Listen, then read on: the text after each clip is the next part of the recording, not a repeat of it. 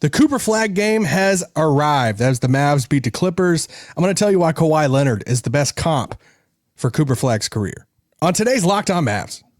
This is Cooper Flagg, and you're listening to Locked On Mavs. I think that's a good question. Good morning, Isaac. You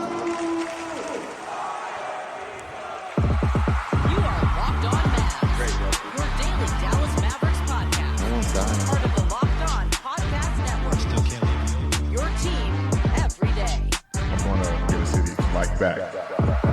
You are locked on the Dallas Mavericks, winners of tonight's game against the Los Angeles Clippers. My name is Isaac. I'm one of your hosts of the show, covering the Mavs for the last 10 years alongside my good friend Nick Angstead. And guys, thanks for making the Locked On Network the #1 sports podcasting network out there. And tonight I'm talking all about Cooper Flagg. What a game. It was the Cooper Flagg game. We are very early into Cooper's career, very, very early. But this was his best game so far of his young career. Cooper puts up 35 points in this game, which shout out to Devin Harris earlier in the game. He said, I'm going to call it a little bit. I'm going to predict a little prediction right here. And he's like, he's going to have 35 tonight. And he got to 35. So shout out to Devin for that. And more importantly for Cooper, because we know how Cooper's going to be if he's asked about, putting up career high scoring at 35, he's going to get asked about it. And if they lost this game, then he's just going to sweep it under the rug. And it's like, all right, who cares? We lost, but they won. And guys, they've only won 6 games this year. Right. So it's a big deal when the Mavs win a game. But for them to win this game with Cooper putting up 35, I'm so happy, not just for the team, and for beating the Clippers, which we'll talk about the Clips in a second. It's just for Cooper. This is like the first big win when he has a big scoring output too. I mean, he puts up 35 in the win. How much better of a feeling can you have? Now, we joked yesterday this was an overnight stay in LA. He is 18, so he's probably pretty limited on what he could go out and do in LA last night. But the kid came through. The 18-year-old came through in this game. What a weird game from the start. Let's just say that before I get into Cooper's game here. We know Anthony Davis is out. He played last night against the Lakers. He sets out tonight with injury management for the calf. So he's out. Lively's out. Gafford's out. We know Kyrie is out. We know Dante Exum is out. And in no joke, you can't make this stuff up. PJ Washington in the warm-ups before the game. Everybody, it's even past the layup line part of the warm-ups. It's right before they go for the anthem. And everybody's just shooting a ton of shots and stuff. It literally only lasts for a couple minutes. And he's underneath. He jumps up to take a shot, comes down. A ball bounces right underneath his right foot. He lands on it, twists his ankle. I'm like, you've got to be kidding me. He goes straight to the locker room. They make a late scratch to the starting lineup. Start Naji Marshall instead. We never see PJ in this game. So in addition to all the guys I just listed, PJ doesn't play in this game either. You're going against this Clippers team who has sucked this year too. And they don't have their pick, by the way. So it's like, man, they are in a huge funk right now. Go look at their recent, their win losses recently. But it's like, all right, the Clippers, second night of a back-to-back for Dallas. This is like a dang near must win for the Clippers, who have Kawhi, who's playing on the second night of a back-to-back too. Harden, Zubats, they're missing Brad Beal. Make sure we put that out there. If you're a Clippers fan, you are enraged losing this game. But Cooper Flagg happened. And Klay Thompson happened, which I'll talk about a little later on. Dwight Powell gets the start. Ryan Nembhard gets a start. A two-way guy. So we got a two-way guy starting for the Mavs. We have Cisse that's coming off the bench for the Mavs. Another two-way guy. And it's like, all right, cool. Second night of a back-to-back. But you know what? We saw a whole different Cooper Flagg. I say here on this show yesterday after the Lakers game that Cooper is such a unique prospect in all of the draft cycles going into even let's just say the lottery. Anybody who you respected in the draft industry, they're like, man, he's one of the best overall well-rounded prospects we've ever seen come through the draft cycles. And So, and then you watch Cooper, you watch him at Montverde, you watch him at Duke, you even watched him earlier to start his career here in Dallas. And there's a lot of games that he doesn't do anything hardly wrong. Like, he makes the right decisions. You just step away from it saying, hey, I want more from the 18-year-old. I want him to be more aggressive. I want him to take more shots, especially now that the Mavericks, the path that they're headed down right now, they're not winning a lot of games. So it's like, hey, I want a lot of shots and a lot of aggression on the offensive side from Cooper. But it's like Cooper, it's hard for him at times because he's like, I just want to make the right play. I just want to be the best teammate out there. And he has these like well-rounded stat lines. You look at that Lakers game and you're like, dang, he's close to a triple double. He's playing really good defense and offense. And like, you still like, hey, I want you to be like superstar. I want you to take all these shots and everything. And it's like, he took that. I even said on yesterday's podcast, I'm like, it's like he was being like an Alex Smith, old quarterback for the Chiefs back in the day, who like was fine, made all the right decisions. It was a good team. It's kind of like a game manager where you're like, dude, you're doing everything right. We just want you to take some risk and do things more. Like, and how, you know, a lot of people prefer those quarterbacks who throw some interceptions sometimes, because that means they are taking risk and they're taking the chances on some of these big throws and risky throws. And that's what I want from Cooper. I'm like, even if you miss shots, you turn the ball over, I'm like, I want you to be more aggressive. And he came out tonight and was like, all right, I'm the number one pick. I'm the number one option, and I'm going to do this thing. And from the opening tip, I mean, Cooper Flagg was like, I am taking this ball to the basket. And he had a stretch in the third quarter that I was like, man, this is the special stuff, right? Like, this is the stretch of basketball. Is honestly probably my favorite stretch of basketball from Cooper, especially on the offensive side, since he's been in the league so far. He finishes what was that, the third quarter? I might be thinking of the fourth. Now I'm getting my quarters wrong. Oh my gosh, I'm getting my quarters wrong. It was in the second half.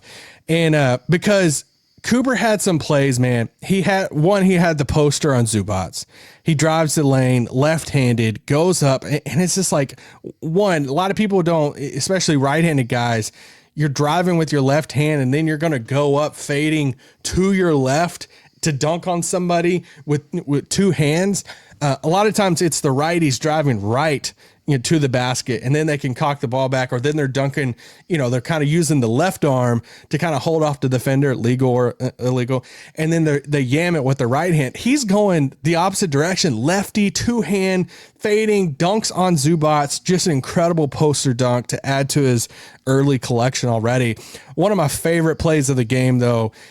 Then he had the play where he like splits the defenders, hits Naji. I'm like, what? Okay, you're 18. You're not supposed to do this. Then he has the play for me, my favorite play of the game. He gets singled out with Kawhi. He takes Kawhi, goes right, kind of gets him there. Kawhi's on his hip, on the right block.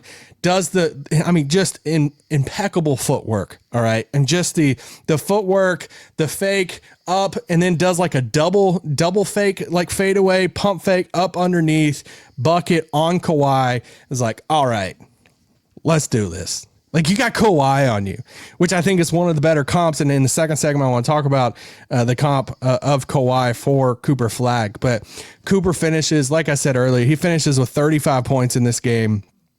And he didn't even hit a three.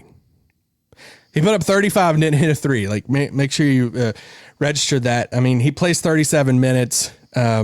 Just a big time game for him, man. He's making all the right decisions. I talked about it a lot the other day about the processing of Cooper Flagg, how it's my favorite thing about him at 18. It's not, I'm impressed obviously by the athleticism and some of the talent that he has, but what he does processing out on the floor of making the right play, both on the offense and defensive side of the ball, is just, it's unbelievable to me. I don't understand how he's doing this at the age of 18. We got to make sure we say the 18 part, because he's about to turn 19 here in a few weeks. So it's like, we got to get all this run in right now with emphasizing the 18 years old part. But you would think that he was a vet that's been in the league for, I don't know, 6 years, especially you get into the clutch. This it ends up being a clutch game. They're going down to the wire, and they're giving the ball to Cooper, and Cooper's driving. He almost has the and one on Zubats late in the game. And what's crazy, and this is like, it's crazy, and I know it's a small stat for a lot of people, and you're like, hey, on the grand scheme of things, it doesn't mean everything, but he is such a good free throw shooter. It feels like automatically that he's just automatic. Like fourth quarter, first quarter, he's going to the line. You're like, all right, I kind of expect him. Like he's just going to down these, and like it's not even a debate. And that's what happens in the fourth quarter. He shoots 9 free throws. He did miss a free throw, but he goes 8 of 9 for free from the line in the fourth quarter. Hits those clutch free throws, and it's like, I think some of us already are kind of like, all right, man, you're kind of like the expectation for what we're expecting of Coop is already pretty high. And it's just a reminder of, man, we're just 21 games into this season. So just a big time game for Cooper. It was the Cooper Flagg game, best offensive game for him. And I want to talk about his comp and the game going against Kawhi Leonard. This podcast is brought to you by our good friends over at DoorDash. The NBA season is here. We're getting closer to the Christmas Day matchup games, which will be a lot of fun. DoorDash has found the perfect way to keep fans in their bag all season long. Whether you're watching for the highlights, your fantasy team, or your favorite player, DoorDash makes every game night even better.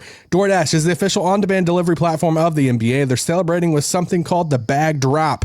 Every time an NBA player scores 50 points in a game, not James Harden tonight, DoorDash drops 50% off your order with Dash Pass the next day. And you're automatically entered for a chance to win the ultimate fan bag. We're talking player-inspired drip, exclusive gear, and stuff you'll actually want. Next time someone goes off for 50, use the promo code NBA50 the next day to get 50% off on DoorDash with Dash Pass, plus your shot at the bag drop. Dash Pass members only 50% off, up to $10 a day after a 50-point game with promo code. Terms applied. No bursts necessary. Ends April 13th. Open to U.S. residents 21 or older. Visit DoorDashInYourBag.com for full details. DoorDash in your bag all season long. This podcast is also brought to you by our longtime friends over at FanDuel. Guys, we got a game coming up against the Nuggets. We'll see the status of Anthony Davis in that game going against Jokic, who's battling an injury of his own. Maybe you can look at some Cooper Flagg player props in that game. There's no better place to get in the action than FanDuel, the official sports betting partner of the NBA. Even if you miss the start of the game or want to ride the hot hand, FanDuel has live bets on everything from who will score next to the fourth quarter comebacks. Plus, you can even combine your live bets into a same game parlay for a shot at a bigger payout. Keeps everything exciting, especially when your team is making a late push. Right now, FanDuel is giving new customers $300 in bonus bets when your first $5 bet wins. So head to FanDuel.com to sign up and play your game with FanDuel, the official sports betting partner of the NBA. Shut it down! Let's go home! Sorry, had to take a drink. Let's do this. Let's keep talking about the Mavs. Man, I'm excited. That was a fun game. I mean, we don't get too many wins nowadays, so we're at the start of the season. But that was a fun game. It was a fun end to the game. And, it's the second night of a back-to-back for Kawhi Leonard to play in this game. And, he goes up against Cooper Flagg. And I just couldn't help to think about the comp between those two guys. Because in the draft cycle, even after the Mavs win the draft lottery, so many of us are just going head first into or parachuting into the draft prospect stuff. I dabble into a little bit of it every single year, draft pick or not for the Mavs. I just love draft stuff and prospects, but nothing like no ceilings or anybody with that. But Kawhi was always thrown out as like a name for Cooper Flagg. I went with a Kevin Garnett. Some people said Karolinko. Mainly I said Garnett for early Garnett days in Minnesota and the tenacity that Garnett had and defensive versatility. I did think, and I'm changing now. Now that I've seen Cooper in the league, I think it is more of a Kawhi Tatum type. Mainly because I thought Cooper would play a lot at the 4. And he's playing a lot more handling the ball, a lot more on the wing. God forbid he's played the 1 at times. And that side of his ball more, or that side of his game more, and instead of kind of a young KG role. So I think honestly, I swing towards now what a lot of people were saying before the draft was Kawhi, and just to see the parts of Kawhi's game, and even seeing it tonight, Kawhi puts up 30 in this game. He had a kind of a minutes restriction there, like that 27, 28 mark. But he misses some shots late that Kawhi typically always hits. It feels like Kawhi has been, I don't know, just a silent killer against us for so long. Now I get Cooper is more expressive than Kawhi, but I don't think that bar is very high to go over. But when you start looking at some of the things about Kawhi's game that I honestly like more than anybody right now in the NBA, as far as if we're finding a comp for Cooper, I mean, you have the defense on the wing that when obviously Kawhi's a little older now and the injuries and stuff, but when you go back to, even Toronto, but you go back to some of those San Antonio days, him guarding LeBron in those finals, 2014 was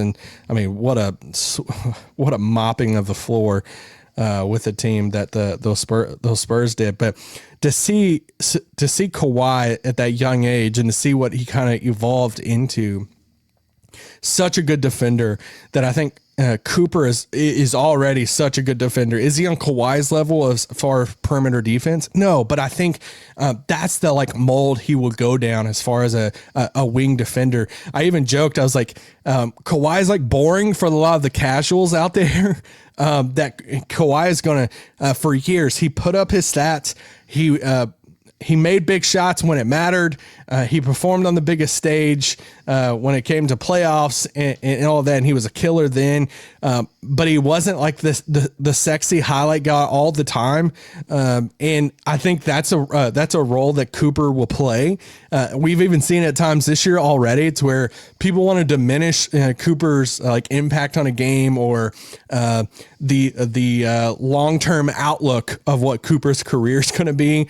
Because they'll look at some stat lines or something in a box score, never watch the game, and they're not seeing the overall impact Cooper's having on a game. That's why I'm like, hey, I will buy all that stock. Whoever you guys know is selling, just send them my way. I'm scooping all of that stock up.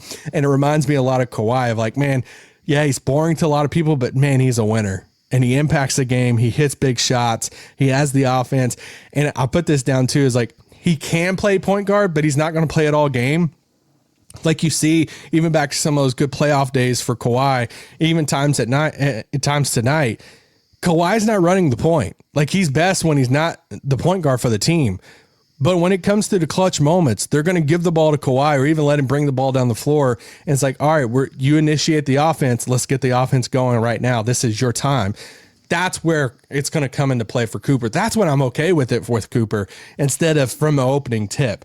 And that's what Kawhi has done. He can get to the basket at will. He gets to his spots in the mid range. It feels like I'm already describing Cooper Flagg. Cooper's not settling for 3-pointers right now. He knows that he is struggling from three. It feels like Cooper can get to a spot almost at will with his size. He gets into that elbow spot. He gets into the mid range. He already has a turnaround fadeaway mid range that feels like it's just money every single time. He forces his way to the basket. You see him in the clutch. It feels like when the Mavs aren't playing and it's a league pass night for me and I'm going around, it's the end of a quarter or even in a clutch moment at the end of a game, it's inevitable that how many players, and this isn't just a Luka thing. So this isn't a shot at Luka or anything like that. It's not at all. Luka's amazing. He just torched us. But how many players settle for that long three or the setback three, or especially super young players that they get in there and it's all right, they kind of want the highlight. It looks good. But Cooper's hey, I'm not going to settle for that. I'm going to use my size. I'm going to get to the basket and try to get a good shot or force my way there, force my way to the free throw line because I'm an incredible free throw shooter too. And once again, the processing decision-making at 18, he does that tonight. It's a clutch moment. He has the ball. He doesn't settle. He drives into the paint against Zubats, another 7-footer, and almost pulls off a crazy 3-point play, but the shot goes in and goes to the free throw line. That's the stuff of what Kawhi does that I think Cooper's just going to continuously start to get better and better at. To be in those two-way conversations of one of the best perimeter defenders in the league. And when it's his time, he can step up that offensive side. And it was just such a fun time to watch aggressive Cooper on the offensive side of the ball tonight. And I get it. It's because, PJ was out, AD was out, Kyrie is obviously out, and you're missing all these guys. So it probably felt like, because everybody's out, I feel like I got to go and do this tonight. Where's the balance? All right. Because I get that he probably doesn't want to, or they might not want him to do this every single game. But is there a balance? Can we get more of it? Because it's a lot of fun to see Cooper as like number one option. And even if he's like forcing it at times, that was a lot of fun. And I think Kawhi Leonard's one of the best comps for him in the league. Let's take another quick break. And then I got to talk about Klay Thompson. Shut it down! Let's go home! Dang, I didn't even have there's the transition music, baby. Normally I haven't been losing my voice on a podcast, but I think it's just because I'm like a little hyped. Like maybe I should have let it ride tonight. The last time I did a solo post-game pod without Nick, I called for Nico to be fired, and I texted Nick and I was like, "Hey, just a heads up, I just said it pretty straightforward for Nico to be fired. We might hear something from somebody," and he got fired in like 3 or 4 days. So I didn't feel that bad about it at all. To go ahead and go there. Let's talk about this game. Klay Thompson. Holy crap. Tough night for Ja Morant. Don't know what Ja's feeling. Logging into Twitter. I doubt that Ja's pulling up a box score on the NBA app or ESPN. But it's a tough time for anybody out there who's called Klay a bum lately or has called him washed.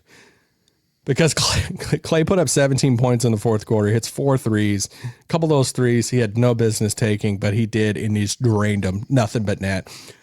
And it's just a small glimpse and a small reminder of, man, when Klay Thompson gets hot, it's so much fun. I mean, he's like Steph. I mean, I think personally, I think Steph is one of, if not the most entertaining player I've ever got to watch consistently. Play basketball. Luka is obviously up there. Dirk, when I was younger and into young adulthood and all of that, I barely were, MJ early days, Kobe. Yeah, not Dwayne Wade, but no. But I mean, when you think about Klay, and you think about Klay going off, like Klay. When he had that stretch there in the fourth quarter, he's hitting those shots. He's feeling it. He is. And then heat check Klay is incredible because I think Nick Batum was literally inside of his compression shirt, like literally inside of it. And you couldn't see Batum because he was all up in it, and Klay's still shooting a shot, and he missed that. But I'm like, I don't really care at all because it's the ultimate heat check. But massive fourth quarter. They don't win this game without Klay, which was kind of weird because earlier this morning Klay's out tonight. And then a couple hours before the game, like, no, Klay's available for tonight. So thank God he played because they got the dub and they're not getting this dub without him. So yeah, like I said, he put up 17 in the fourth, which was insane. And just a reminder that Klay's not washed. Like Klay is struggling defensively. Klay's struggling with percentages on some things. He's not the same Klay. I get it. But he's not washed. So, speaking of rotations, let's have a moment real quick. I kind of listed out all of the players that were out tonight. All of the players that were active tonight, there was one player for the Mavs who didn't log a single minute, and that was D'Angelo Russell. Think about that for a second. All of those players that were out for Dallas, second night of a back-to-back, you have, I think, 11 players active. I don't think Miles Kelly's with the team. I could be wrong. And D'Lo doesn't get a single minute. Both the two-way guys get minutes over you. Jaden Hardy gets minutes over you. Tough night for D'Lo. I joked the other day, Nico Harrison is gone, and now D'Lo's role is gone. So, yeah, he there's no way he's on this team by the deadline. Just real quick at the end here as we wrap this up, who has a worse situation, Mavs or Clippers? I think if you're a Mavs fan, you're like, man, this current situation, it's tough, it sucks. Well, you know what always helps you whenever you're thinking about how sucky your situation is, you think about somebody's situation that is suckier than yours. And here we go, the Clippers. What is your hope for the Clippers right now? Like, if you're the Clippers or if you are Clippers fans, what is kind of like your thing? You're like your go-to. Like, what are you drawing right now for this like source of like fun, optimism? Because here's your situation. You're paying Kawhi Leonard $50 million this year. James Harden after that, $39 million. John Collins in expiring 26. Zubats 18. You could go down the line here. You have Kawhi's eligible for an extension after this year. Shout out. But he has another $50 million next year. James Harden has a player option that he has to decide on for next year, which he probably picks up, right? $42 million. Then you look at some draft picks. They do not own their draft pick this year, and they are horrible. So you look at their record right now in the NBA. The Clippers are now 5-15 on the year, which shout out, that is Dallas. Or Dallas, no, Dallas is 6-15. Come on. Update this right now. 5-15 for the Clippers. Their last stretch of games just, horrific over their last like 10 to 15 games. But their pick goes to OKC. So you could suck this year with a really old team, and your draft pick goes to the best team in the league who doesn't need it whatsoever at all. They do have some future first that are available in the future that they'll probably start dangling in some trades if Bombers like, we have to be good right now. And they do have some future first because thank God for them that Paul George SGA trade is about to be done conveying picks in the next year or so. So they just have a super old roster. Their roster is ancient. They are a prime candidate for some reshuffling the deck and the cards. And I've said all along, there are 4 teams I'm watching with Anthony Davis over the next 3 to 4 or 5 weeks. Those are the Bulls, the Hawks, the Heat, and the Clippers.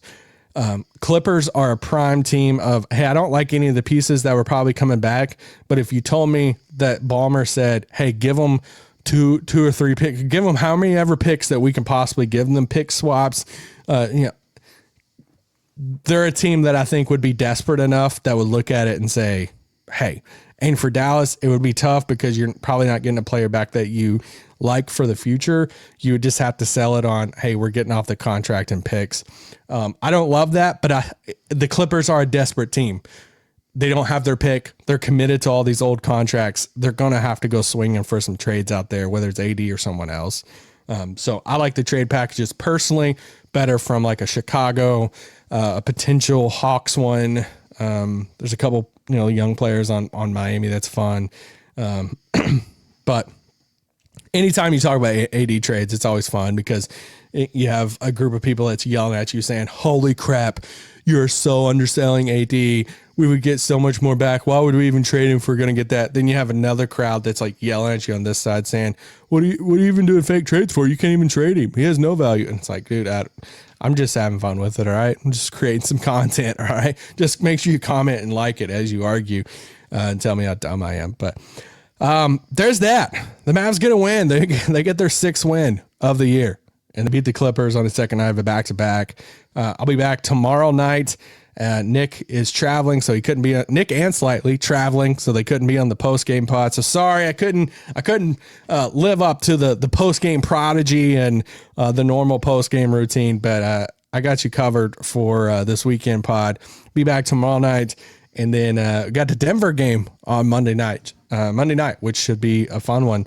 And we'll see about the availability on some of these Mavs players and maybe some more rumors coming up over the next week. And we'll probably get some Dereck Lively news next week. There you go. Hit the wrong button. Sorry. Peace out. Boom. Ooh.